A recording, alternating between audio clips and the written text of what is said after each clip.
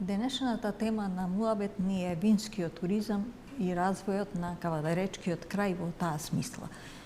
Моја гостинка е Весела Частојава, која е директор на музеј на виното во Кавадарци, која работи од 2020, ако не се лажам, и е една успешна приказна за тоа како да се привлечат туристи и да им се покаже она што ние го имаме. Добра вечер и се надевам дека ќе имаме убав разговор околу оваа тематика. Добро вечер и сакам да се заблагодарам на поканата што ја имам оваа чест да гостувам во вашата телевизија, Висток телевизија, и се надевам дека ќе дадеме голем допринос во делот во развојот на винскиот туризам. Па мислам дека емисии за туризам низ Македонија нема. Дека ние направивме неколку емисии, има убав одзив во тоа дека проблематиката или развојот на туризмот или туризмот воопшто е тема за која треба да се зборува, бидејќи Македонија има што да покаже. Македонија е земја во која во секој чекор и на секое местенце може да се направи туристичка програма која ќе каже нешто за овој дел на земјата кој на вистина е многу стар, многу богат со се, многу богат со приказни, многу богат со разни настани, да не речеме, да почнеме со виното, со единствената сорта на вино на грозје кое е потекнало од овие простори, го нема никаде на свет, и дека можеме да го покажеме тоа и да на единствен начин бидеме пак нешто што може да успее како добра приказна. Па јас можам да истакнам дека Винскиот музеј е една интересна приказна, една добра приказна во тој дел, значи кога збориме за промоција на винскиот туризам. Јавната општинска установа Локален вински музеј како специјализиран вински музеј се отвори 2020 година. И би сакала да истакнам дека тоа е локална институција, единствена од таков вид на територијата на Република Македонија. Регистриран е како специјализиран вински музеј, бидејќи целокупното културно богатство кое што е изложено во самата музејска поставка е на некој начин поврзано со производство на вино и грозје. На почетокот, кога дојдовме до идеја дека таква една институција му недостасува на градот Кавадарци, бидејќи Кавадарци, ако по нешто е познато, тоа е, нели, се разбира по лозарството и винарството, дека недостасува и благодарение, значи, на советот и на локалната самоуправа на општина Кавадарци се донесе одлука за основање на една таква институција. Самата локација е посебна приказна, бидејќи се наоѓа на една од најубавите локации во градот Кавадарци. Тоа е во градскиот парк Љупчо Шкартов. Институцијата дојде врз основа на врз темелите на еден објект кој што претходно се нарекуваше Винска куќа. Тоа беше еден угостителски објект кој што беше во распаѓање.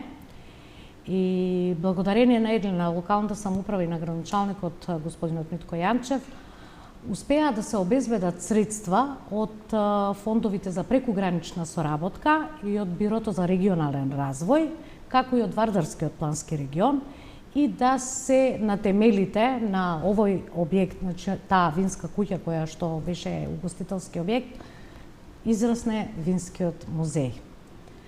Самата локација на музејот и богатото културно наследство кое што се наоѓа во самата институција, на вистина за овој период, можам да кажам, значи сега на 7 септември прославивме мал јубилеј од 3 години.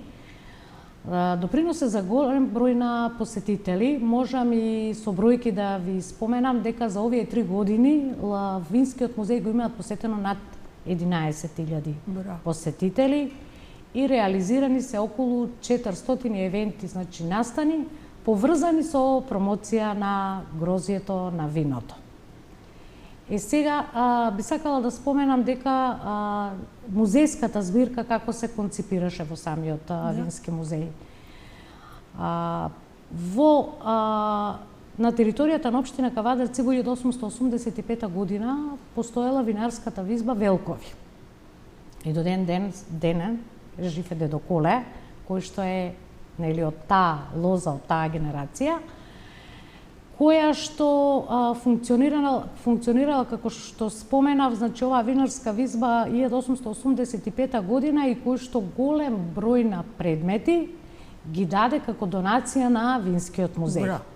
Станува збор за некаде околу 30 на предмети, од кои можеме да се пофалиме дека го имаме и најстариот предмет, тоа е така наречен ебилиоскоп. Тој е предмет со кој што се мереле малиганите во виното, кој што потекнува од 1564 година и според истражувањата и информациите кои што ги имаме, значи моментално на територијата на Европа имало уште 4 такви предмети. Не можам со сигурност да тврдам, ама еве ова се некои информации кои што врз основа на некои наши истражувања, а и истражувања од страна на фамилијата Велкови стигнале до нас како институција.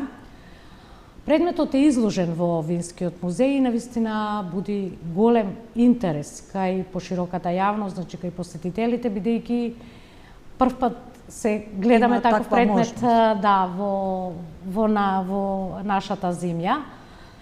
Освен овој предмет, исто така интересен предмет кој што навистина исто така буди голем интерес е еден така наречен фрижидер, го викаме, потекнува од 1832 година, за кој што исто така има интересна приказна, бидејќи посетителите стално знаат да не прашат како фрижидер, кога во тоа време нели немало електрична енергија, како функционирало тоа, па би сакала да појаснам за гледачите, нели, дека во Кавадарци постои едно место кое што се нарекува Мечкин дол, кај Липите. Тоа е една дупка која што и во најжешките денови од летниот период има мраз. Тој мраз се носел од тоа место, се сечел нели на коцки и се ставал во средниот дел на фрижидерот, има две прегради, се ставало виното од двете, се затварал капакот и преку една славина вдолу водата истекувала. И така на тој начин се надополнува. Да, 1832 година веќе постоел како да се лади нели виното и ракијата.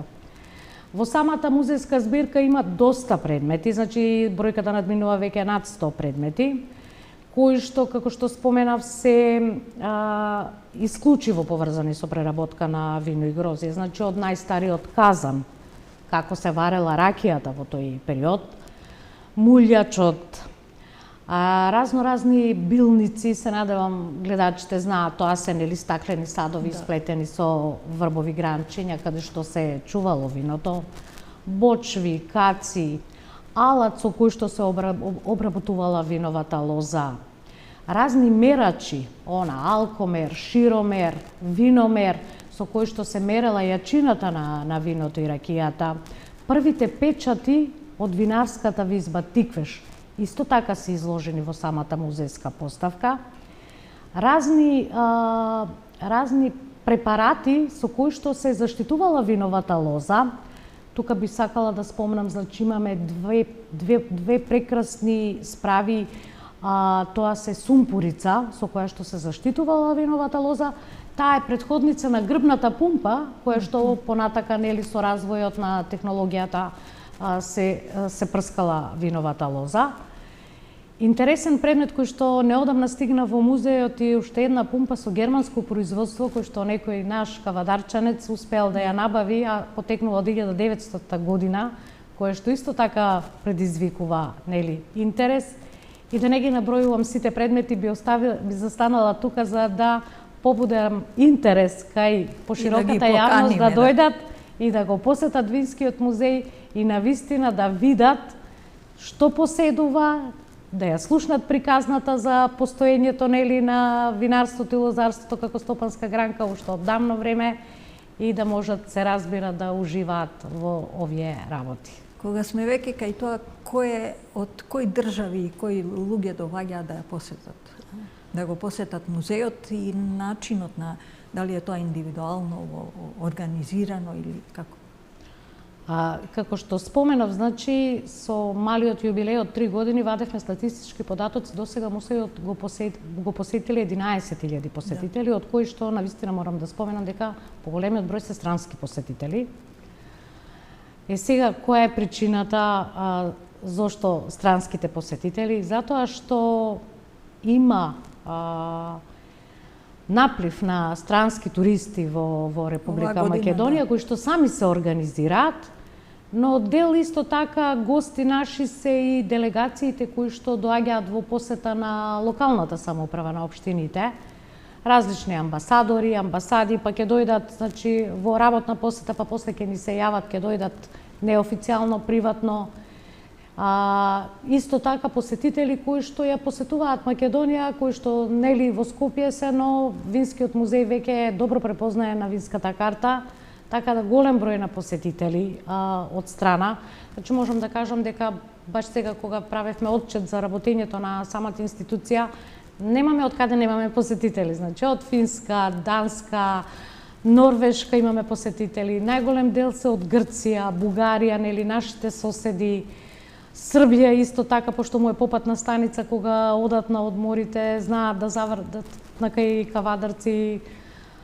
Доста посетители, сега да не испуштам некој, дури имавме и од Соединетите Американски држави еден професор кој што сам го истражил местото, сам проучил некои работи и сакал да дојде да го посети Винскиот музеј. Навистина голем процент од оваа бројка отпаѓа на странските посетители, се разбира да не ги занемариме и домашните посетители кои што се организираат исто така на најразлични патишта, бидејќи Кавадарци како град е доста примамлив, тука е и Ваташа, тука е Моклиште, така да заедно со локалниот музеј Галерија Кавадарци сме во таа приказна.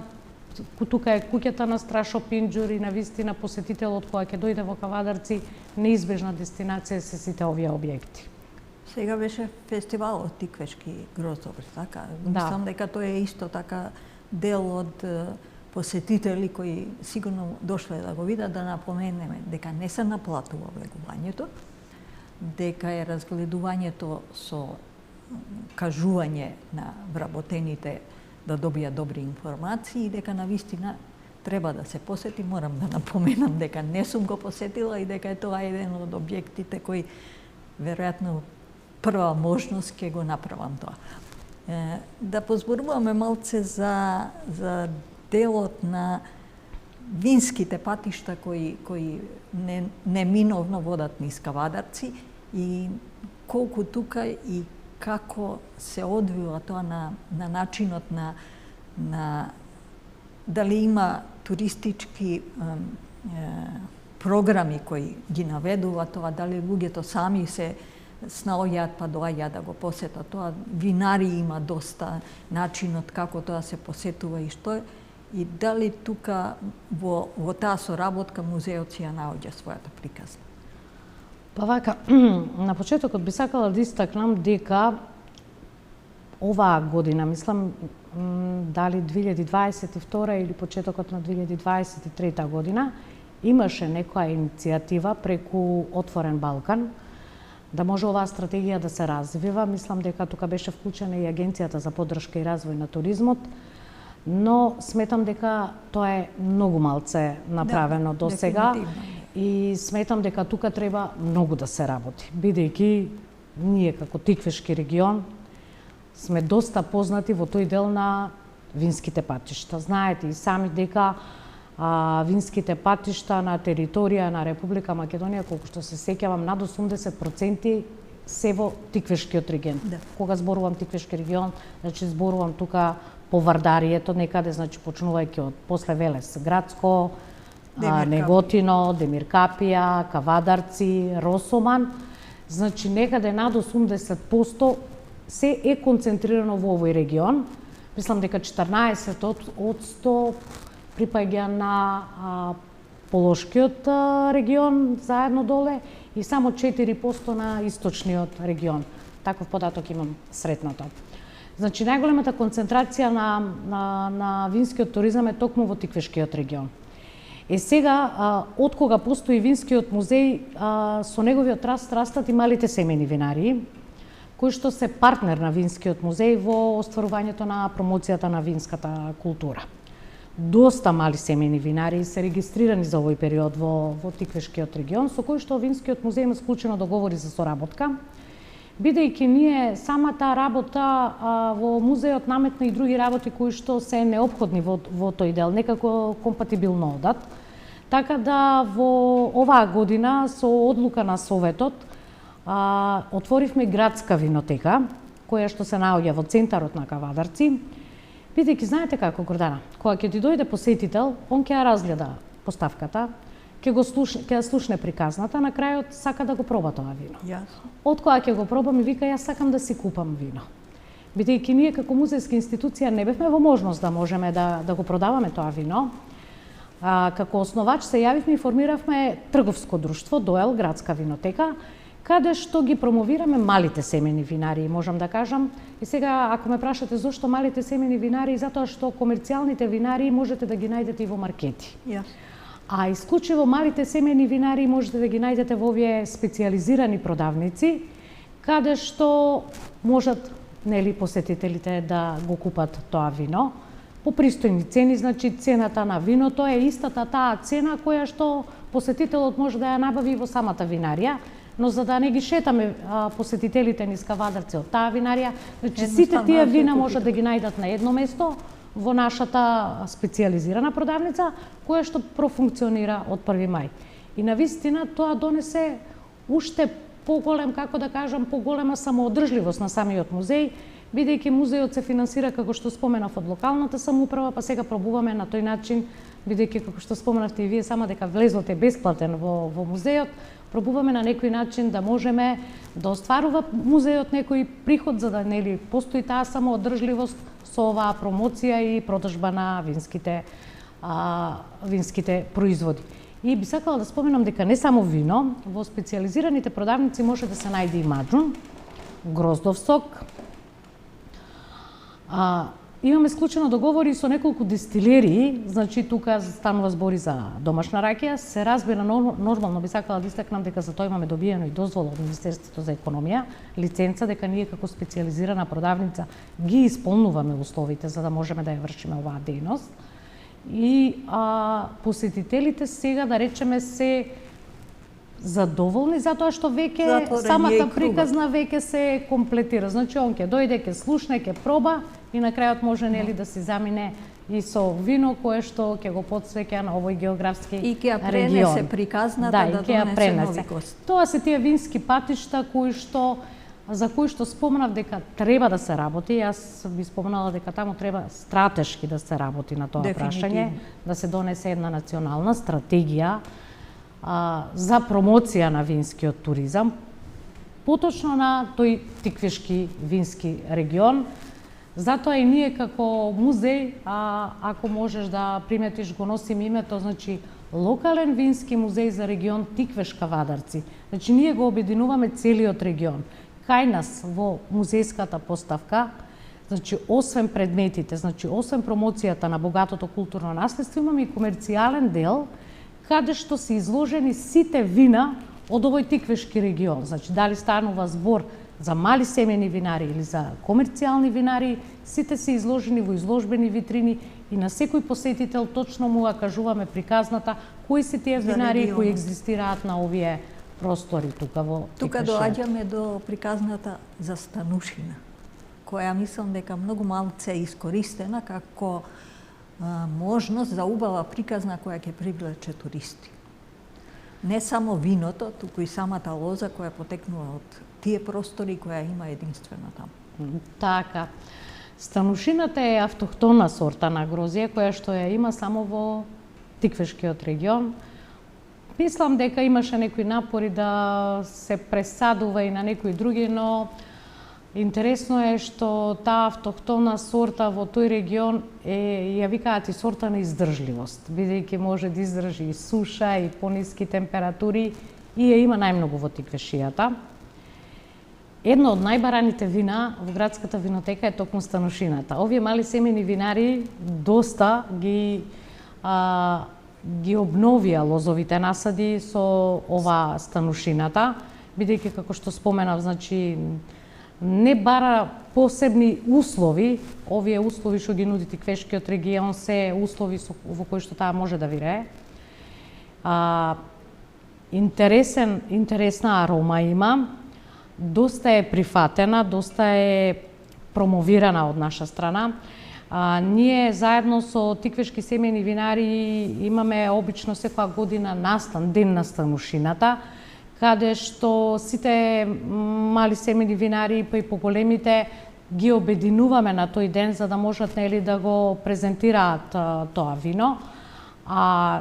Дека е специфично со посебна арома нешто на малина јагода, таква му е и бојата на виното, и скоро сите семејни винари веќе ја имаат во палетата на вина, за да може да се произведува. Се разбира, ние како музеј и како винотека ја промовираме на туристите, бидејќи тоа е дел од нашето културно богатство. Дали знаете колку туристички агенции има во Кавадарци? Па во моментот не се многу на број, мислам дека околу 5 туристички. Муабетот ми е колку тие допринесуваат со таа приказна да намамат гости и колку се посветени. Еве, јас од мојата гледна точка, разговарајќи сега, обеднаш размислувам за можност да донесам туристи кои ќе берат грозје, кои ќе учествуваат во газење на грозјето, кои ќе учествуваат во некој дел на производство, да го видат тоа со сопствени очи, и тоа може да се продава како туристичка тура која не е ефтина, а е ексклузивна и можност за сегашните туристи го сакаат тоа. Дали некој воопшто размислувал повеќе од тоа да направи некоја тура која ќе привлече гости исклучиво да учествуваат во тој дел на приказната за виното? Се согласувам со тебе. Би сакала да истакнам дека освен градската винотека, со одлука на Совет на Вински музеј му се даде и подружница туристичко-информативно биро. Тоа е еден објект кој што се наоѓа во центарот на Кавадарци и кој што основна дејност му е да пружа информации на туристите кои што се гости во Кавадарци, ама не само во делот на културни манифестации кои што се одржуваат во самата општина, него тоа да биде еден вид, па и како туристичка агенција, ако можам така да кажам, но пред се го има тој примерниот карактер информативно биро.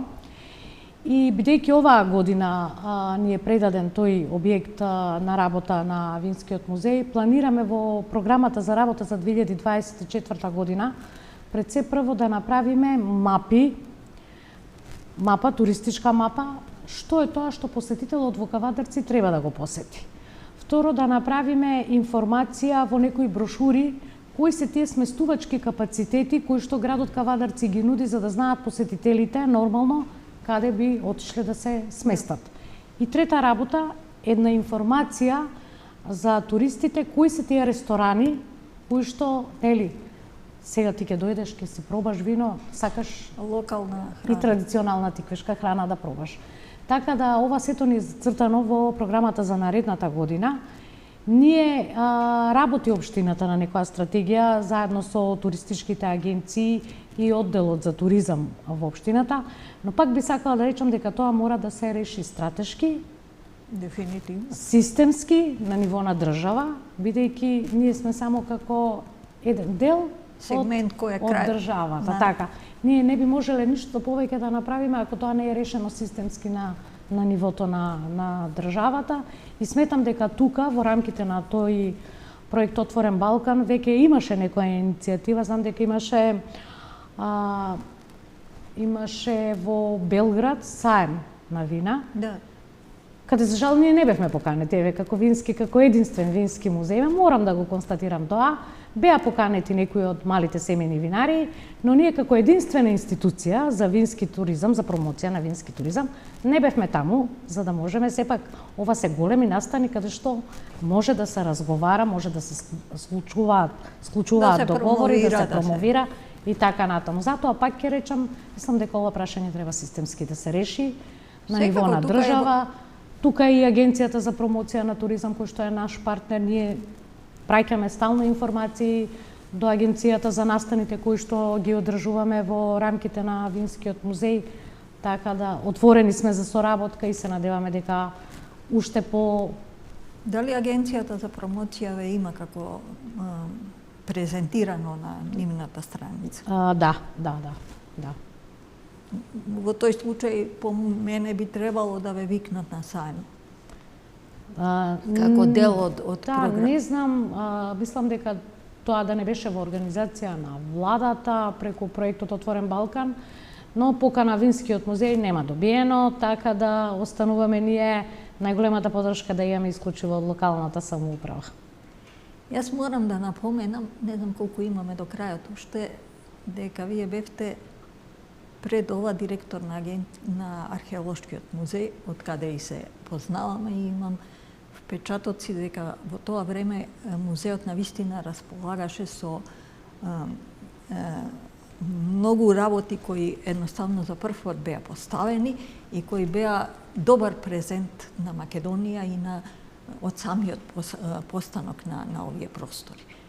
Многу често кажувам дека не само во Библијата Македонија е спомната, дека многу градови низ светот носат име Македонија, се потенцијални туристи во кои вие можете да направите програма, да ги поканите, бидејќи не ја знаат Македонија како држава, него ја знаат како поим од Библијата, и дека едноставно сето богатство што Македонија го има на овој начин може да биде презентирано.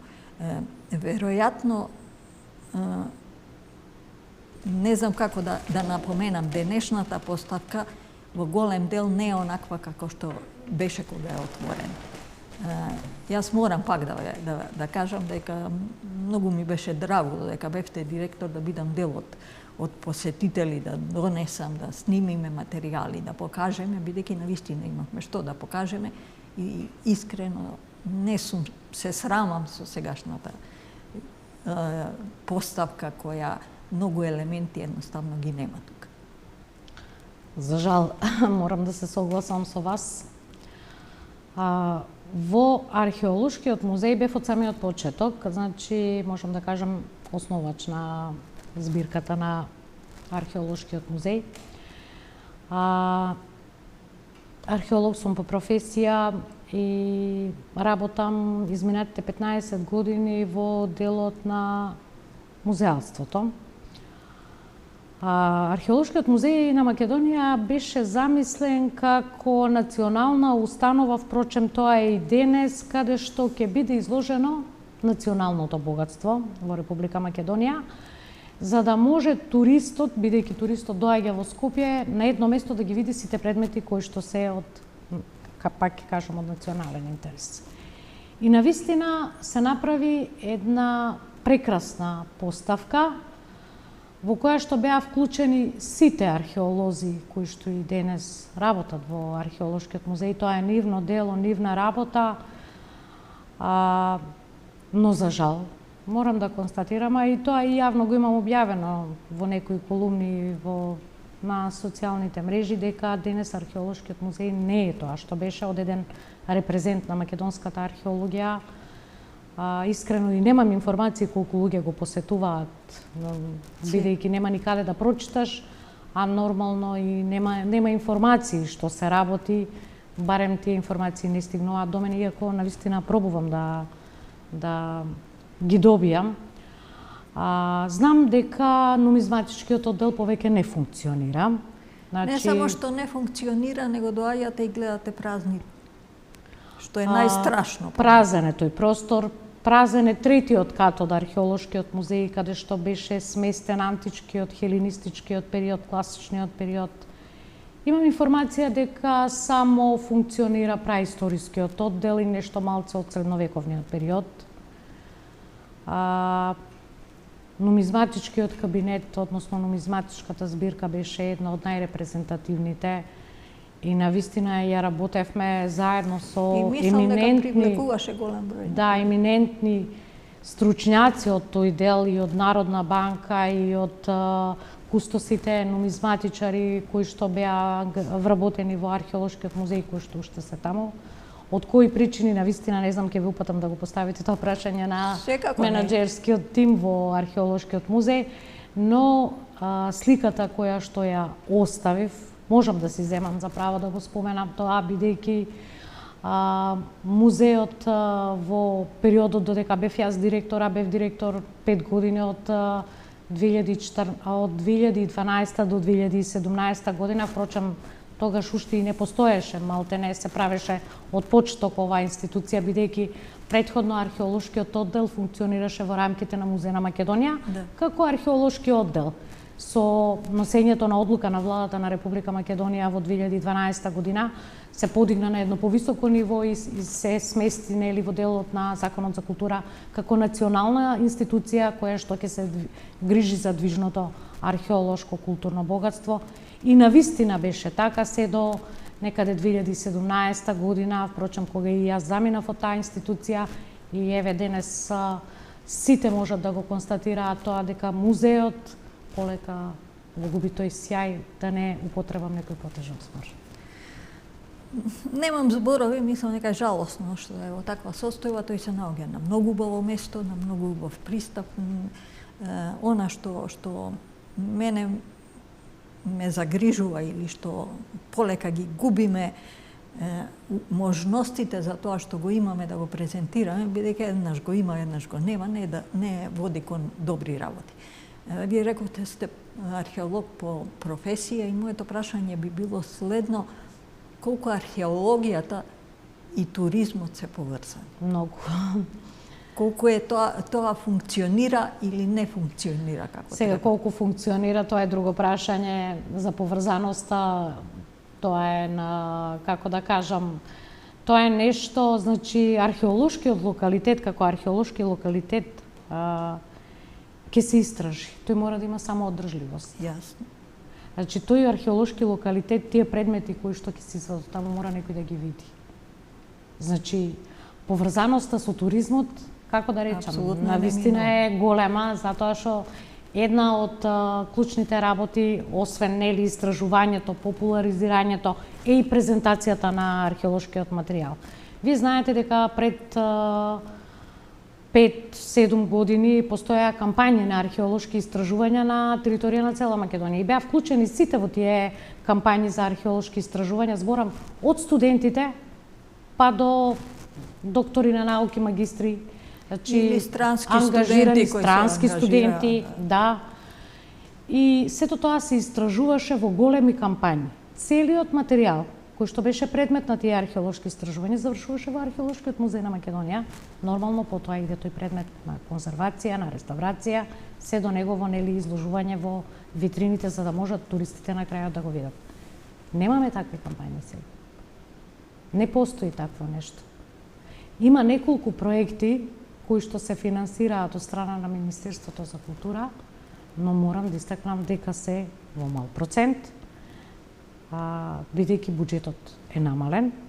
Најголем дел од буџетот, парите се знае каде одат за платите, така да овие инвестиции кои што беа приоритет на некои други времиња, сега за жал се во забора. Зошто ние како држава и институциите кои се во таа држава не успеавме да ги наместиме работите на свое место? Да речеме дека туризмот е, постојано го велам, тоа е во сферата на бизнисот и е нешто што може да биде потенцијал во Македонија. Македонија може дефинитивно да живее од туризам ако се поставени сите работи на свое место.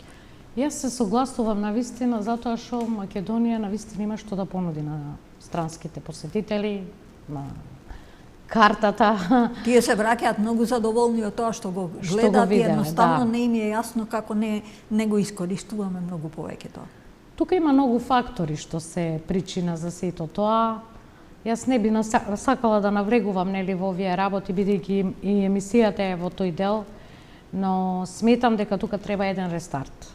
Еден рестарт да се направи, значи една добра национална стратегија на ниво на држава, да можат сите овие работи кои што тргнаа од мртва точка, значи па имаме мала стагнација во овој период, да може да се вратат и да оди сето тоа, да функционира, бидејќи знаете како, посетителот која ќе дојде, три работи му се битни на него. Сака да види, сака да седне да вкуси добра храна сака да проба од нашето познато македонско вино и да замине со некој сувенир кој што ќе го потсеќа дека бил во Македонија и ќе ја пренесе приказната понатаму. Да донесе нови гости. Го велам тоа постојано и не можам да се помирам со тоа дека едноставно така не функционираме како што треба. Начинот на искористување на можностите и потенцијалите на Македонија во однос на туризмот се секогаш на најдолно ниво. Немаме доволно капацитет, а немаме ни желба да научиме како тоа да го правиме. За мене навистина е неразбирлива, бидејќи е тоа дело. Да дојде турист во Македонија од сите можни држави кои ги има околу нас, треба да има добра приказна, добар начин да го намамите човекот кој си го користи своето слободно време, своите пари да ги потроши во оваа држава. Тоа е основниот принцип кој може да функционира за да туризмот биде на повисоко ниво. Ние сето тоа го имаме. Ние сето тоа го имаме. По мене, треба само поголем процент на финансиски средства да се одвојат од бруто домашниот производ, од буџетот, за да може сето тоа да функционира. Оти тоа ќе се врати тroduplo после на самата држава. Апсолутно се сложувам со вас. Меѓутоа, еве години, јас сум преку 50 години во туризмот, постојано го кажувам едното исто. Не наоѓаме никогаш, еве вчера беше светски ден на туризмот. Да, тоа сакав да го споменам и јас 27 Јас не успеав да прочитам никаде на кого му ги доделија наградите. Вас све викнав со една... А имаше награди од... Да, секоја година се доделува од Министерство за економија и тие се пофалија дека даваат награди, меѓутоа на кого дадоа и зашто ги добија тие награди, не успеав да прочитам до ден денес. Тоа е секоја година исто. Јас све викнав како директор на една, ќе кажам, да не биде погрешно сватено, успешна приказна која функционира сама од себе ако има човек на место и ако тоа знае да се спроведе како треба. Многу малце го користиме тој потенцијал. Па ќе кажам, системот е тука во прашање. Еве и оваа прилика сакам да искористам, нели, да го и јас честитам денот на туризмот 27 септември кој што беше пред 2 дена. Отчетноста, дали вие мислам македонската јавност нема информација дали имало конкурс, кои се наградените. Знаете зошто? Затоа што нема отчетност. Ја нема таа двонасочност. Луѓето кога нема отчетност, нема ни напредок. Да, не се информирани дека постои, па кои се критериумите. Кај нас се некако поминува така позади, за да не може нели сето тоа да дојде квалитетот до израз. Еве, конкретно, мислам дека сето тоа се прави само за да не дојде квалитетот до израз. А квалитетот е единствената успешна приказна која може да функционира понатаму. Можеме многу, имаме многу, треба само тоа да го насочиме таму каде што треба, за да можеме нели да го видиме бенефитот од сето тоа, а бенефитот е навистина нешто кое што само по себе ќе дојде. Јас би посакала да имаме можност да туризмот напредува, да го доживеам денот кога ќе кажам Македонија живее од туризам и браво што успеала тоа да го направи, бидејќи имаме страшно приказни, страшни можности да го направиме. Имаме луѓе кои може тоа да го унапредат и да го направат.